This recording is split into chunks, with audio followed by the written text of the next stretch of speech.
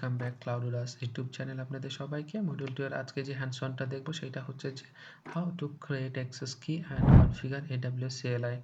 So এই hands অনটা আমরা কনসোলে করব, অ্যাক্সেস কি ক্রিয়েট করব এবং CLI প্ল্যাটফর্মে আমরা সেটা কনফিগারেশন করে দেখব। সো চলুন চলে যাই কনসোলে। সো আমাদের যে আমাদের যে রুট অ্যাকাউন্ট রয়েছে, সো আমি রুট অ্যাকাউন্টের যে কনসোল IAM ইউজার রয়েছে, সেই IAM ইউজার রয়েছে, আমার ২ টা ইউজার রয়েছে সেখানে আমরা দেখতে পাচ্ছি। সো আমরা যে এই ইউজারটা রয়েছে সেই ইউজারের আমরা অ্যাক্সেস কি ক্রিয়েট করব। সো এইখানে দেখেন, এখানে অপশনটা আমরা দেখতে পাচ্ছি। এখানে যে অপশনটা এখানে আছে অ্যাক্সেস কি 1। সো আমরা অ্যাক্সেস কি ক্রিয়েট করব। সো অ্যাক্সেস কি ক্রিয়েট করার জন্য জাস্ট এখানে ক্রিয়েট অ্যাক্সেস কি। সো এই অপশনটা আসার পরে আমরা আসলে বেসিক্যালি আ আগেই বলেছি আমরা যে CLI এর জন্য যে অ্যাক্সেস কিটা এটা আমরা ক্রিয়েট করব। সো আদার্স যে অপশনগুলো আমরা দেখিয়ে দিচ্ছি, অ্যাক্সেস কি best practice for alternatives. So others হচ্ছে লোকাল কোড আছে, যে alternative running application running one and AWS compute service রয়েছে, থার্ড পার্টি সার্ভিস রয়েছে এবং অ্যাপ্লিকেশন রানিং আউটসাইড AWS রয়েছে এবং আদার্স রয়েছে। সো আপনি যে এই অ্যাক্সেস কিটা ক্রিয়েট করলে এইসব প্ল্যাটফর্মে আপনি এই অ্যাক্সেস কি দিয়ে আপনার সাইন ইন বা লগইন এই ইউজার পারমিশনগুলো আপনি নিতে পারবেন বা লগ ইন করতে পারবেন। সো আমরা বেসিক্যালি কনফিগার করতে চাচ্ছিলাম, বলেছিলাম যে CLI এর আমরা করব। সো আমরা বেসিক্যালি CLI কে আমরা সিলেক্ট করব।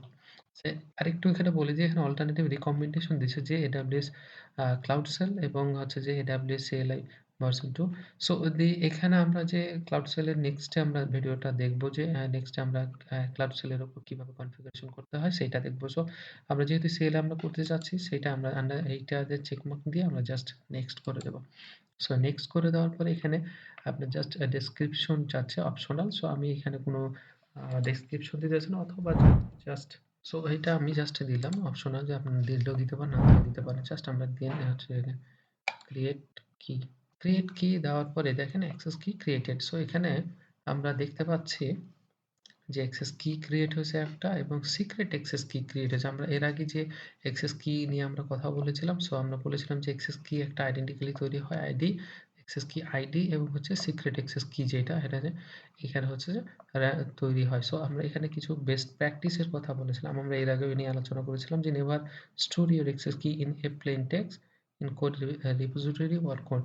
So disable delete access key when no longer needed. আমরা যখন দরকার হবে না তখন ডিলিট করে দিবেন। enable list privilege permissions, আপনার যা দরকার তাই প্রিভিলেজ পারমিশন দিয়ে রাখবেন এবং rotate access key regularly। Just এর আপনার কাজ হয়ে গেছে, আপনি এটাকে ডিলিট করে দিয়ে নতুন করে আবার ক্রিয়েট করবেন। So don't worry. সো এই অপশনগুলো আপনার বেস্ট প্র্যাকটিসগুলো আমরা এর আগে আমরা আলোচনা করেছি। সো আইএম যে বেস্ট প্র্যাকটিসের মধ্যে ছিল। সো আমরা এইটা নিয়ে আর কোনো কথা বলতেছি না। সো এইখানে আমরা জাস্ট ডাউনলোড করে আমরা নিতে পারবো, যে এটাকে ডাউনলোড করে রাখার জন্য জাস্ট আপনার ইনফরমেশনটা ইউজ করার জন্য। সো আমি ডাউনলোড করে রাখলাম। সো আপনারা হচ্ছে যে প্রয়োজনের ক্ষেত্রে আমরা ডাউনলোড করে রাখবেন।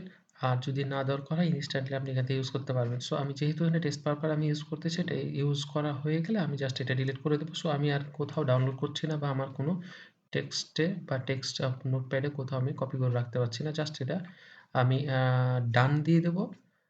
আমি জাস্ট যদি প্রয়োজন হয় আমি জাস্ট কপি করে রাখি। আমি অ্যাক্সেস কিটা কপি করে রাখতেছি অ্যান্ড হচ্ছে সিক্রেট কিটা আমি কপি করে রাখতেছি। দেন হচ্ছে আমি জাস্ট ডান দিয়ে দিলাম। সো ডান দেওয়ার পরে এইখানে দেখেন, এখানে দেখাচ্ছে যে যে ইউজারের আমরা ক্রিয়েট করলাম সেইটা এখানে দেখাচ্ছে যে অ্যাক্সেস কি এটা অ্যাক্টিভ রয়েছে এবং নেভার ইউজ আপনার আজকে যে ইনফরমেশন সেটাও দেখাবে।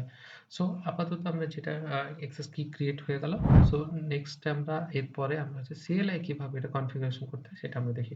তো চলে যাই। সো আমি হচ্ছে যে জাস্ট আমাদের কনফিগারেশন করার জন্য আমি একপাশে আমার হচ্ছে যে রুট ইউজারের রুট অ্যাকাউন্টের আমি ইনফরমেশন এখানে রাখলাম, হচ্ছে যে পাশাপাশি আমার মেশিনটা রাখছি যে উবুন্টু প্ল্যাটফর্মে আমি এটা কনফিগারেশন করব CLI প্ল্যাটফর্মে। সো এইখানে আসার পরে AWS version ওকে। সো এখানে আসার পরে আমরা জাস্ট AWS কনফিগার দিলেই আপনার এখানে কনফিগার যাবে। সো এখানে দেখেন, এখানে চাচ্ছে যে AWS অ্যাক্সেস কি আইডি। সো অ্যাক্সেস কি আইডি আমরা কোনটা বলেছিলাম? যে অ্যাক্সেস কি যে এইটা বলেছিলাম। সো আমরা এখানে হচ্ছে আমরা নোটপ্যাডে কপি করে রাখছিলাম যে অ্যাক্সেস কি আইডিটা। দেন হচ্ছে আমি অ্যাক্সেস কি আইডিটা দিলাম। দেন এন্টার। দেন হচ্ছে যে সিক্রেট অ্যাক্সেস কিটা চাচ্ছে। সো অ্যাক্সেস কি যে আমরা যে সিক্রেট কিটা কপি করে রাখছিলাম, দেন সেইটা দিলাম। দেওয়ার পরে এন্টার দিলাম। সো এখানে দেখেন যে ডিফল্ট রিজন নেম চাচ্ছে।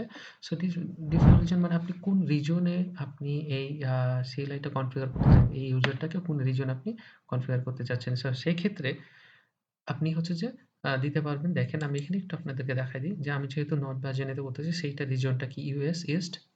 সেখানে আমার ইউএস ইস্ট আমি এই রিজনে আমি করতে চাচ্ছি। সো এটা দেওয়ার পরে এন্টার দিয়ে দেব। দেওয়ার পরে দেখেন ডিফল্ট আউটপুট ফরম্যাট। সো এটা কোনো কিছু দেওয়ার দরকার নাই। কোনো কিছু দেওয়ার দরকার নাই। সো আপনি জাস্ট এন্টার দিয়ে দিবেন। এন্টার দেওয়ার পরে জাস্ট কনফিগার হয়ে যাবে। সো এইখানে আসার পরে আপনি যে কনফিগার হয়েছে কিনা সেটা দেখার জন্য আপনি কমান্ড দিবেন যে আপনার এই ইউজারের এগেইনস্টে আপনি যে ইনফরমেশন গুলো দেখতে চাচ্ছেন জাস্ট কনফিগার হয়েছে কিনা সেটা দেখতে পাবেন। ক্লিয়ার করে দিলাম। ক্লিয়ার করার পরে এখন দেখব যে আমাদের কনফিগারেশন হওয়ার পরে আমরা কোনো অ্যাক্সেস পাচ্ছি কিনা। সো এইটা দেখব। সো এটার জন্য AWS IAM লিস্ট ইউজার্স।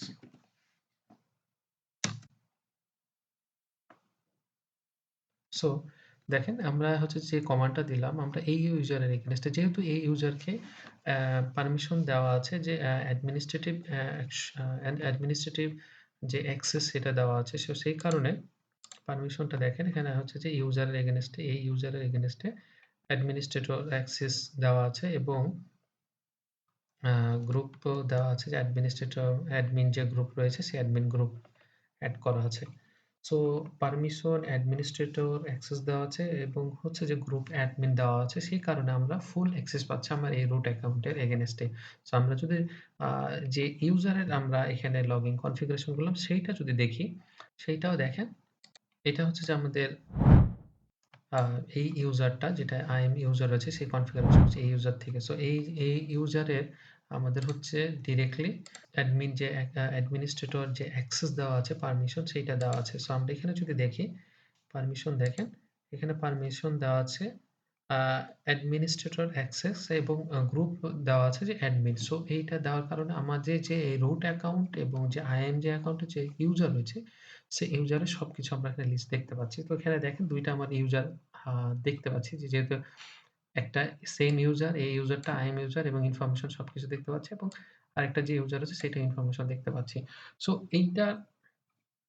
এটা দেওয়ার পরে যদি আমরা দেখেন এটা কিভাবে কাজ করে। যদি আমরা সেই ইউজারকে পারমিশনটা আমরা যদি কোনো না কোনোভাবে যদি রিমুভ করি তাহলে সে কোনো কিছু আ দেখতে পারবে না বা আপনাকে এরর দেখাবে।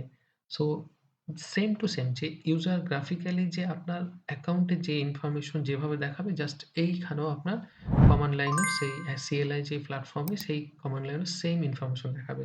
সো সেইটার জন্য যদি আমরা এই ইউজারটাকে অ্যাডমিন গ্রুপ থেকে যদি জাস্ট দেখানোর জন্য রিমুভ করে রাখি, সো সেই ক্ষেত্রে দেখেন গ্রুপ অ্যান্ড হচ্ছে admin remove. So remove admin remove হয়ে গেল। সো রিমুভ দেওয়ার পরে আমরা যদি এই ইউজারে দেখেন এখন এখানে আসার পরে আমি ইউজারে ক্লিক করব অ্যান্ড দেন এটাকে আমি রিলোড দেব। যেহেতু আমরা রিমুভ করে দিয়েছি অ্যাডমিন গ্রুপ থেকে সে এখানে দেখায় কিনা, কিছু বলে কিনা।